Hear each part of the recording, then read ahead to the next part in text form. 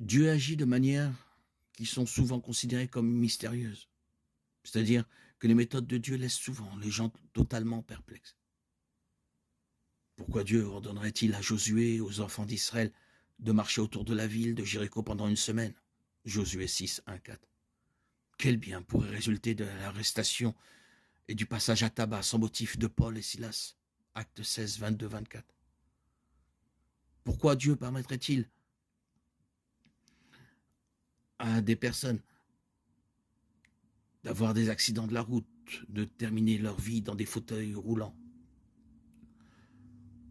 Toutes ces questions nous interrogent. Les processus que Dieu utilise, l'interaction entre la liberté humaine et la souveraineté de Dieu, ainsi que les conclusions finales de Dieu dans tout ce qu'il fait, dépassent de loin ce que l'esprit humain limité peut comprendre.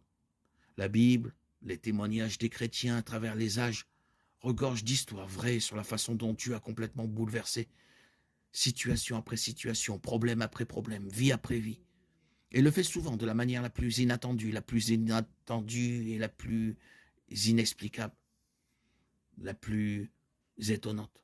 Nous le voyons dans la vie de Joseph et dans d'autres situations par laquelle Dieu agit. Et les conclusions qui en ressortent sont que c'est pour le bien de la personne qui l'œuvre.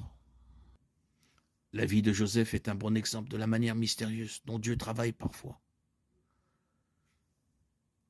Genèse 37, 1, 50, 26.